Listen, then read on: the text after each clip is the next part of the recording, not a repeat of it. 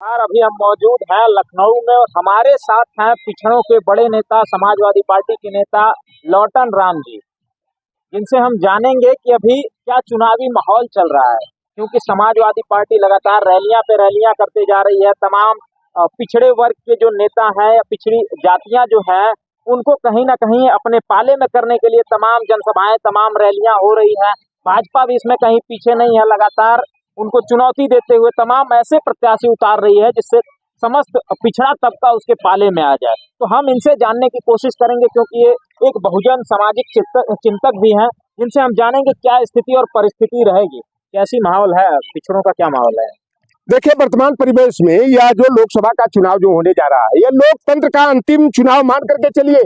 अगर दुर्भाग्यवश भारतीय जनता पार्टी किसी तरह से अगर 2024 में सत्ता में पुनर्वापसी करती है, तो बाबा साहेब भीमराव अंबेडकर ने जो कठिन परिश्रम करके अपने चार चार पुत्रों को बलिदान दे करके जो भारतीय संविधान की रक्षा किया, और उसी भारतीय संविधान की देन है कि आप अपने हाथ में जो है माइक लेकर के हम लोगों से प्रश्न पूछने का काम करते हैं। यह जो अधिकार मिला है बाबा साहेब भीमराव अंबेडकर के संविधान के तहत मिला है। और भारतीय जनता पार्टी जो है आरएसएस के इशारे पर बाबा साहेब भीमराव अंबेडकर के संविधान को, विश्व का सबसे अनोखा लोकतंत्र को खत्म करने का, और स्त्री शूद्रों नध्यताम की व्यवस्था वाली जो मनुस्मृति है, जो वर्ण व्यवस्था जाति व्यवस्था पर आधारित है, जिसमें हम शूद्र वर्ण के लोगों को 6743 जातियां हैं, उनको पशुओं से भी बदतर समझा जाता था। लेकिन बाबा साहेब भीमराव अंबेडकर ने जो संविधान दिया, उसके तहत जो हम लोगों को अधिकार मिला कि आज हम लोग भी मानव कहने के श्रेणी में आ गए हैं। और भारतीय जनता पार्टी ने जो संकेत दिया, जब सेंट्रल विस्टा का उद्घाटन हुआ 28 मई 2023 को, उसी दिन हम लोगों को आभास हो गया कि भारतीय जनता पार्टी जो आरएसएस का एजेंडा रहा है, उस एजेंडा को लागू करने के तरफ अपना कदम बढ़ा दी है। क्योंकि जिनको माफी भी कहा जाता है, जिन्होंने अंग्रेजों से 6 बार लिखित में माफी मांगने का काम किया, देश के स्वतंत्रता आंदोलन की लड़ाई लड़ने वाले स्वतंत्रता सेनानियों का भेद बताने का काम किया, अंग्रेजों की मुखबिरी का काम किया, उन्हें ये वीर सावरकर कहते हैं। लेकिन वह तो अंग्रेजों की मुखबिरी करने वाले थे। और उन्हीं के जन्मदिन पर 28 मई 2023 को सेंट्रल विस्टा नए संसद भवन का उद्घाटन किया गया। और बड़े खेत का विषय है, यह भारतीय जनता पार्टी एससी और एसटी के नाम पर ढोल नगाड़ा पीटने का काम करती है। जब रामनाथ कोविंद को वह देश का राष्ट्रपति बनाया, तो उसमें कहा दलित के बेटे को हमने, तो कोरी के बेटे को हमने देश के सबसे उच्च स्थान पर बैठा दिया। द्रौपदी मुर्मू को आदिवासी के रूप में प्रचारित करके हमारे एससी और एसटी के लोगों को गुमराह करने का काम किया। लेकिन वही सेंट्रल विस्टा का जब शिलान्यास कार्यक्रम चल रहा था, तो देश के प्रथम नागरिक रामनाथ कोविंद को दलित होने के नाते शिलान्यास कार्यक्रम में नहीं बुलाया गया। जब उद्घाटन का समय आया, तो उस समय जो है कि ओम बिरला और देश के प्रधानमंत्री नरेंद्र मोदी जी तो जाते हैं, और वहां पर जो है कि देश की प्रथम नागरिक और संसद की संरक्षिका द्रौपदी मुर्मू को नहीं बुलाया जाता है। और हमारे जो राष्ट्रीय गौरव का प्रतीक है अशोक स्तंभ, उसको विस्थापित करके वहां पर राजदंड का प्रतीक सेंगोल को स्थापित कर दिया जाता है। तो लौटन राम जैसा बहुजनवादी जो है, अम्बेडकरवादी, मंडलवादी, पेरियारवादी को साफ संकेत लग गया था कि भारतीय जनता पार्टी जो है गुरु गोलवलकर की ओबीसी एससी एसटी माइनॉरिटी विरोधी जो नीतियां हैं, वन कैप्थार सुवी और अवर नेशनहुड डिफाइन में, उन्हीं नीतियों को लागू करने की तरफ आगे बढ़ने का काम कर रही है। एक तरफ भारतीय जनता पार्टी ओबीसी को हिंदू हिंदू हिंदू प्रचारित करती है। लेकिन मैं जानना चाहता हूं कि जब बाबरी मस्जिद का विध्वंस हुआ, कल्याण सिंह को हिंदू हृदय सम्राट कह दिया गया, लेकिन और कुर्मी बिरादरी के विनय कटियार को बजरंग बली कहा गया, साध्वी रीतम्भरा उमा भारती को जो है कि महान हिंदू नेत्री कहा गया, महानायिका कहा गया। लेकिन जब राम मंदिर निर्माण ट्रस्ट बना 15 सदस्यीय, तब तो कोई ओबीसी नहीं दिखाई दिया। उद्घाटन कार्यक्रम में कल्याण सिंह उस समय जिंदा थे, उन्हें नहीं बुलाया। विनय कटियार कोना में बैठ करके जो है रो रहे थे, और माननीय परम पूज्य नेताजी को याद कर रहे थे कि मुलायम सिंह यादव जी जो है हम पिछड़े वर्ग के बहुत बड़े नेता थे। तो उमा भारती और साध्वी रीतम्भरा को नहीं बुलाया गया। ये भारतीय जनता पार्टी वोट लेने के लिए लोहार पार सुनार को, तेली तमोरी, बरई बारी, मल्लाह, केवट, कुर्मी, काची, राजभर, जाट को, गुजर को, अहिर को, कुर्मी को, काची को, गलेरिया, धनगर, पाल को, चमार, पासी, मुसहर को हिंदू तो बना लेती है। लेकिन जब बाबा साहेब भीमराव अंबेडकर के संविधान के तहत, संविधान के अनुच्छेद 15(4), 16(4) 16(4)(a) के तहत शिक्षा और प्रतिनिधित्व का अधिकार देने की जब बात आती है तो यह अपना हाथ खींचने का काम करती है। और देश के प्रधानमंत्री नरेंद्र मोदी अपने को बार बार नीच जाति का अपने को बताते हैं, पिछड़ी जाति का बताते हैं, लेकिन नरेंद्र मोदी पिछड़ी जाति का होकर के खुलेआम, चाहे सेंट्रल गवर्नमेंट की नौकरियां हो, चाहे स्टेट गवर्नमेंट की हो, जो राज्य आरक्षण नियमावली हो, चाहे केंद्रीय आरक्षण नियमावली हो, उसका खुलेआम गला घोटा जा रहा है। हमारे ओबीसी के लिए केंद्र हो चाहे उत्तर प्रदेश हो, 27% आरक्षण की व्यवस्था है। केंद्रीय सेवाओं में एससी को जो है कि 15%, एसटी को 12.5% आरक्षण है। उत्तर प्रदेश में एससी को 21% और एसटी को 2% है। जनसंख्या के अनुपात में प्रतिनिधित्व मिलता है। लेकिन आप देख लीजिए, जितनी भर्ती हुई हो, चाहे 69,000 शिक्षक भर्ती का मामला हो, चाहे ग्राम विकास अधिकारी का भर्ती का मामला हो, चाहे बीडीओ का मामला हो, चाहे बीईओ की नौकरी का मामला हो, चाहे जो है कि एओ आरएओ का मामला हो, हर भर्तियों में जो हमारा निर्धारित जो आरक्षण का कोटा है उसका गला घोटा जाता है। तो ये 2024 का जो चुनाव है अपने आप में बड़ा अहम स्थान रखता है। और ओबीसी एससी एसटी के लोग जो हिंदू बनने में गुमराह हो गए थे, भारतीय जनता पार्टी के झांसे में आकर के उनके दिमाग की घंटी अब बजी है और वह परिवर्तन के लिए जो है कि आगे आए हैं। और निश्चित रूप से संविधान और लोकतंत्र को बचाने के लिए, आरक्षण को बचाने के लिए ओबीसी एससी एसटी माइनॉरिटी के लोग जो है एकजुट होकर के भारतीय जनता पार्टी के लंका में आग लगाएंगे, डंका बजाएंगे, उनके तंबू का बंबू उखाड़ फेंकेंगे। लेकिन ओबीसी और ईबीसी जो है ये तो कहते रहते हैं कि यादव उनका हिस्सा खा रहा है। जो पढ़ेगा वही बढ़ेगा। मेरा तो यही कहना रहता है कि education is must for the development. आप बताओ कि यादव का लड़का मेहनत करता है, 12 बजे 1-1 बजे रात तक मैं देखता हूँ, लाइट जब चली जाती है तो मोबाइल की लाइट जला करके पढ़ाई करता है।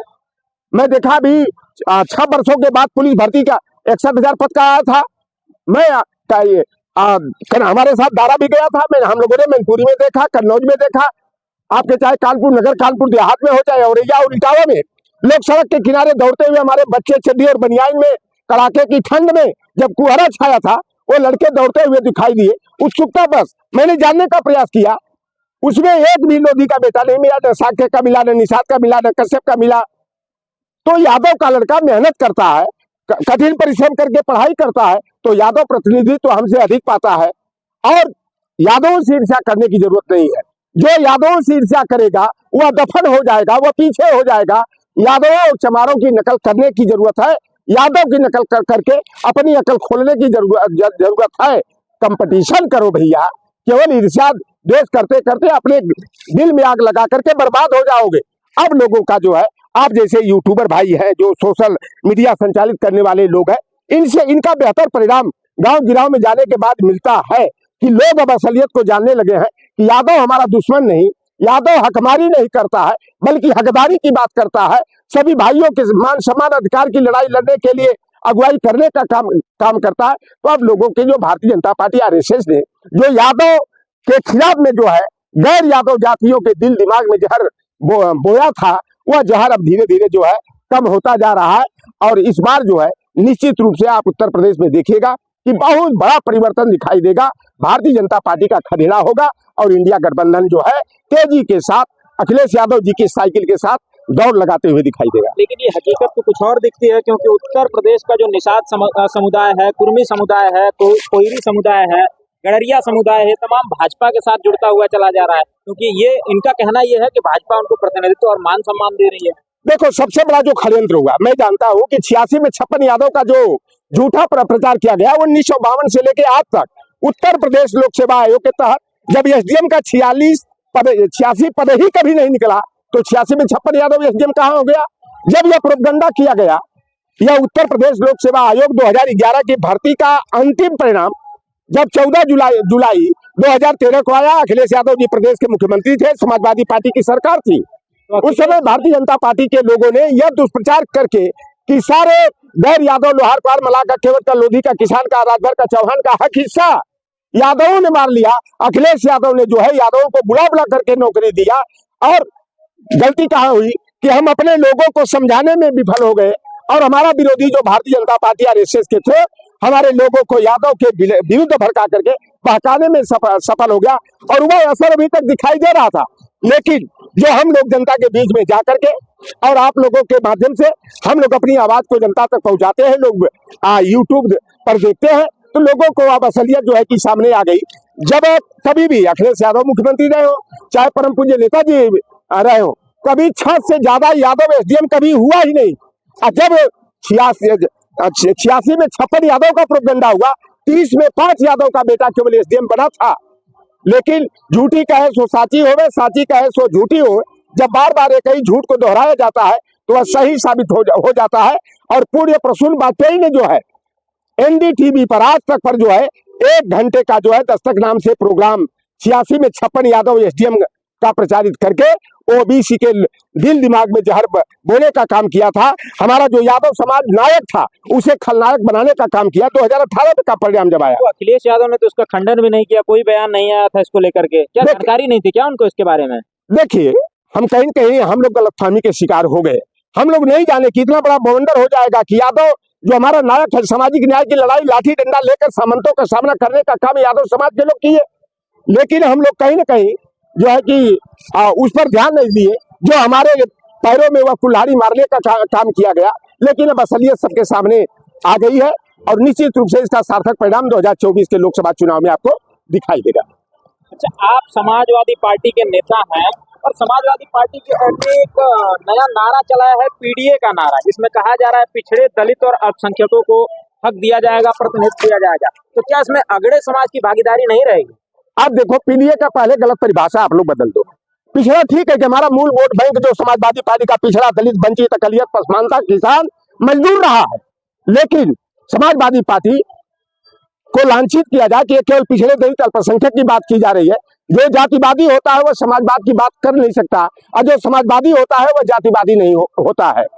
समाजवादी पार्टी का जो पीडीए फार्मूला है, पिछड़ा, दलित, अल्पसंख्यक, आदिवासी, आदि आबादी, और जो समाजवादी विचारधारा पर चलने वाले लोग, सामाजिक न्याय की, पिछड़ों की, दलित की, पीड़ित की, वंचित की, अकलियत की, मान सम्मान और अधिकार की लड़ाई लड़ने वाला व्यक्ति, चाहे जलेश्वर मिश्रा हो, रमाशंकर कौशिक हो, ब्रजभूषण तिवारी हो, मोहन सिंह हो, कपिल देव सिंह जैसे लोग हो और बीपी सिंह जी हो, अर्जुन सिंह जी हो, ऐसी विचारधारा के जो अगड़े भी हैं उनको भी हम लोग गले लगा करके सामाजिक न्याय की लड़ाई लड़ने का, लोकतंत्र और संविधान को बचाने की लड़ाई को आगे बढ़ाने का काम कर। हम तो क्या पिछड़ों को भी पिछले बार से ज्यादा प्रतिनिधित्व दिया है। 8-9 जो है कि कुर्मियों को टिकट दिया गया है, 6 जो है कि कोयरी काची सा के भिड़ती मुराव माली सैनिक को दिया गया है, 5 निषाद को टिकट दिया गया है, 1 राजभर को भी दिया गया है। यादव तो हमसे भी कम टिकट पाया है। यादव को तो 4 टिकट दिया गया है, मुसलमान को 4 टिकट दिया गया, 2 जाट को दिया गया, 1 गुजर को दिया गया, 1 पाल को दिया गया, तो 1 लोधी को दिया गया। तो इस तरह से हम लोग जो सोशल इंजीनियरिंग पर जहां जो फिट हो रहा है उसको फिट करके हम लोग चलने का काम कर रहे हैं। जहां ब्राह्मण को देने की आवश्यकता महसूस हुई, हमने सिद्धार्थनगर में दिया, हमने बागपत में देने का काम किया, ठाकुर को हमने आज चंदौली में दिया, एक जगह ऐसे करके 2 राजपूत बिरादरी के लोगों को भी दिया। और हमारे पार्टी के थे, कांग्रेस ने हमसे उम्मीदवार मांगा तो भूमिहार बिरादरी के उज्जवल रमन सिंह को जो है कि हम लोगों ने प्रयागराज से कांग्रेस के सिंबल पर उम्मीदवार बनाने का काम किया। तो हम लोग देखो भैया, हकमारी की बात नहीं, हम लोग हकदारी की बात करते हैं, संविधान और लोकतंत्र की बात करते हैं। और संविधान में बाबा साहब भीमराव अंबेडकर ने ओबीसी, एससी, एसटी, माइनॉरिटी के लिए जो व्यवस्था दी है उस व्यवस्था पर हम लोग चलने का काम कर रहे हैं। और हमारे नेता का एक ही नारा है कि जिसकी जितनी संख्या भारी उसकी उतनी हिस्सेदारी। इसलिए जातिगत जनगणना होनी चाहिए और जनसंख्या के अनुपात में सभी वर्गों को समानुपातिक हिस्सेदारी हर स्तर पर सरकारी सेवाओं में भी मिले, निजी क्षेत्रों में भी मिलना चाहिए। इसकी लड़ाई समाजवादी पार्टी मजबूती से लड़ने के लिए आगे बढ़ी। तो कांग्रेस के नेता राहुल गांधी जी भी हमारी आवाज से आवाज मिला करके वह भी जो है जनगणना की बात कर रहे हैं, 50% आरक्षण की सीलिंग को तोड़ने की बात कर रहे हैं, न्यायपालिका में भी आरक्षण की वकालत करने का काम कर रहे हैं। तो निश्चित रूप से 2024 में आपको परिवर्तन आएगा और सामाजिक न्याय के मुद्दे पर इंडिया गठबंधन जो है, एनडीए नॉन डेमोक्रेटिक जो है एलायंस, अली बाबा 40 चोरों का गिरोह है, देश विक्रेताओं का गिरोह है, देश की अर्थव्यवस्था को चौपट करने वाले लुटेरों का गिरोह है। उस गिरोह को जो है कि हरा करके, धूल चटा करके जो है इंडिया गठबंधन की सरकार हम लोग बनाएंगे। लुटेरा उनको कैसे कह रहे हैं? उन्हीं के आने के बाद भारत का डंका विदेशों में बजने लगा है, आप लुटेरा कह रहे हैं? आप बताओ, नरेंद्र मोदी जी ने 2014 में क्या कहा था कि 2014 में हमारी सरकार बनेगी और जो स्विस बैंक में काला धन जमा है उसको हम 50 दिन के अंदर लाएंगे, अगर नहीं ला पाए तो किसी तिराहे चौराहे पर निहुर जाएंगे, हमारे पिछवाड़े लात मार देना। तो भैया देखो, स्विस बैंक का तो काला धन आया नहीं, इन्होंने नोटबंदी के नाम पर सारे लोगों का खाता सील करने का काम किया और ये 15 लाख हर खातेदार को देने का वादा किया था। 15 लाख कहाँ गया? जुमले। बाद में इन्होंने कहा कि ये तो जुमलेबाजी है। आप ये बता दो कि देश की आजादी के इतने लंबे अंतराल के बाद एक भी गांधी देश को छोड़कर नहीं भागा, लेकिन नीरव मोदी, ललित मोदी, निशान मोदी और भी मोदी है। यह मोदी जो है कि देश के भारतीय बैंकों का पैसा लूट करके, खजाना लूट करके विदेशों में भागने का काम किए।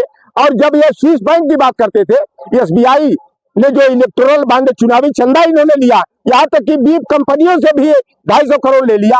जो पाकिस्तान को ये दुश्मन कहते हैं, उसकी जो है कि पावर हाउस कंपनी से भी 550 करोड़ रुपया इन्होंने ले लिया। पुलवामा की घटना या छद्म राष्ट्रवाद की भावना को प्रचारित करके 2019 का चुनाव जीतने के लिए किया था। और निश्चित रूप से यह गलत काम करके हमारे 46 जो है सीआरपीएफ के जवानों को बेमौत घात लगा करके इन्होंने सत्ता को हथियाया। अब सारी जनता है कि सब कुछ जानती है, भारतीय जनता पार्टी का असली चेहरा उजागर हो गया है। ये भ्रष्टाचार खत्म करने के मुद्दे पर आए थे, लेकिन विश्व का सबसे बड़ा अगर कोई भ्रष्टाचार हुआ है, लूट का धंधा हुआ है, तो इलेक्टोरल बॉन्ड का धंधा हुआ है। और जनता के दृष्टि में भारतीय जनता पार्टी महाभ्रष्टाचारियों की एक टीम के रूप में उसकी छवि बनी है। अब भाजपा जो है, आप देख लो कि जो जिनसे यह दूरी बना के चल रहे थे, आज उन्हीं के दरवाजे पर जाके ये धूल चाटने का काम किए, नाक रगड़ने का काम किए, चाहे वो नीतीश कुमार हो, चाहे जयंत चौधरी हो, चाहे वह ओम प्रकाश राजभर हो। तो ये सारा खेल जनता समझ रही है। अब भारतीय जनता पार्टी की दुकान बंद होने वाली है। अच्छा, एक लास्ट क्वेश्चन आपसे ये रहेगा, क्योंकि लोकसभा का चुनाव सर पे है और अब पिछड़ों की बात अगर की जाए तो पिछड़ों का सबसे बड़ा अस्त्र मंडल कमीशन को कहा जाता है। तो क्या लगता है इस बार जो राजनीतिक पार्टियां हैं देश की, वो मंडल कमीशन को अपने घोषणा पत्र में शामिल करेंगे? देखिए, हम लोग बार बार दोहराते जा रहे हैं कि जिसकी जितनी संख्या भारी उसकी उतनी हिस्सेदारी। तो मंडल कमीशन की जो सिफारिश है उसमें यह अनुशंसा थी कि ओबीसी की जातिगत जनगणना होनी चाहिए, क्योंकि एससी एसटी की जातिगत जनगणना होती है, धार्मिक अल्पसंख्यक मुस्लिम सिख ईसाई जैन बौद्ध पारसी यहूदी रेसलर की होती है, ट्रांसजेंडर और दिव्यांग की होती है। तो ओबीसी की भी जातिगत जनगणना होनी चाहिए। अभी बिहार की सरकार ने जनगणना कराया, दूध का दूध और पानी का पानी हो गया। वही लोग जाति जनगणना का विरोध करते हैं जिनकी आबादी 2%, 2.5%, 3% है। वह जानते हैं कि जनगणना होगी तो अपने को तो 12%, 14% का दावा करते हैं, उनकी असलियत सामने आ जाएगी। वही लोग जो है, जो मनुवादी ताकतें हैं, वही जनगणना का विरोध करती है। और मंडल कमीशन तो हम लोगों के लिए ब्रह्मास्त्र ही नहीं है, वह सामाजिक न्याय का धरातल है। और मंडल के दौर को मैंने देखा है, जब राष्ट्रीय मोर्चा बना था और बीपी सिंह कांग्रेस को छोड़ करके आए थे, तो जिन लोगों ने यह नारा लगाया था कि राजा नहीं फकीर है, देश की तकदीर है। जब 1990 में सरकार बनी, 7 अगस्त 1990 को परम पूज्य शरद यादव जी, परम पूज्य धरती पुत्र मुलायम सिंह यादव जी, लालू प्रसाद यादव जी, स्वर्गीय रामविलास पासवान के प्रयास से जब मंडल कमीशन की सिफारिश के तहत ओबीसी को 27% आरक्षण का निर्णय लिया गया, तो वही बेईमान जो कहते थे राजा नहीं फकीर है, देश की तकदीर है, उन लोगों ने बीपी सिंह को गाली देते हुए कहा था कि राजा नहीं रंग का है, देश का कलंक है, मान सिंह की औलाद है। मैं तो बनारस में बीए सेकेंड ईयर का स्टूडेंट था, मैं देखा गधा के ऊपर, सांड के ऊपर, गाय के ऊपर, सुअर के ऊपर, लालू प्रसाद यादव मुर्दाबाद, बीपी सिंह मुर्दाबाद, मंडल कमीशन मुर्दाबाद, रामविलास पासवान मुर्दाबाद, शरद यादव मुर्दाबाद की पन्नियां लिख करके जो है कि चिपकाने का काम किया। वह चीज का मैं चश्मदीद गवाह हूँ। इसलिए लौटर राम निषाद जय मंडल जय भीम की बात करता है। और मंडल बात यही है कि पिछड़े वर्ग को इसी रास्ते पर चल करके जो है संविधान को बचाना है, लोकतंत्र को बचाना है, आरक्षण की व्यवस्था को बढ़ाना है। और इंडिया गठबंधन की सरकार बनी, पहला काम हम लोगों का होगा कि हम लोग राष्ट्रीय स्तर पर जो है जातिगत जनगणना कराएंगे और मंडल कमीशन के तहत 52.10% जो हमारी आबादी थी, लेकिन सुप्रीम कोर्ट के निर्णय के आधार पर यादव बिरादरी में पैदा बिहार के पूर्व मुख्यमंत्री मंडल कमीशन के अध्यक्ष है बिंदेश्वरी प्रसाद मंडल जी ने 27% आरक्षण की ही अनुशंसा किए थे। लेकिन जब हमारी इंडिया गठबंधन की सरकार बनेगी, समाजवादी पार्टी के हाथ में कंट्रोलिंग पावर होगा, तो हम लोग पहला काम जो है कि त्वरित कार्रवाई करते हुए जातिगत जनगणना कराएंगे। अगर हमारी आबादी 52% होगी चाहे हमारी 56% आबादी होगी, चाहे 48% होगी, जो हम लोग हकमारी की नहीं, हम लोग हकदारी का काम करेंगे। और जो हमारी जनसंख्या का अनुपात रहेगा, उसी अनुपात में कार्यपालिका में, विधायिका में, न्यायपालिका में और डाइवर्सिटी रिजर्वेशन पॉलिसी के तहत निजी क्षेत्रों में भी हम लोग आरक्षण की व्यवस्था को सुनिश्चित करने का काम करेंगे। ये हमारे साथ बहुजन चिंतक विचारक लौटन राम निषाद जी थे, जिन्होंने आपके समक्ष तमाम विचारों को रखा कि बैकवर्ड की कैसे किस पार्टी में ज्यादा प्रतिनिधित्व है, किस पार्टी में उन्हें उचित सम्मान मिलता है, और तमाम चीजें इलेक्टोरल बॉन्ड पर उन्होंने प्रकाश डाला, मंडल कमीशन की बात की। ऐसी ही वीडियोस हम आपको दिखाते रहेंगे, तब तक के लिए जुड़े रहिए। मिलते हैं जल्दी अगली वीडियो के माध्यम से, तब तक के लिए नमस्कार, जोहार।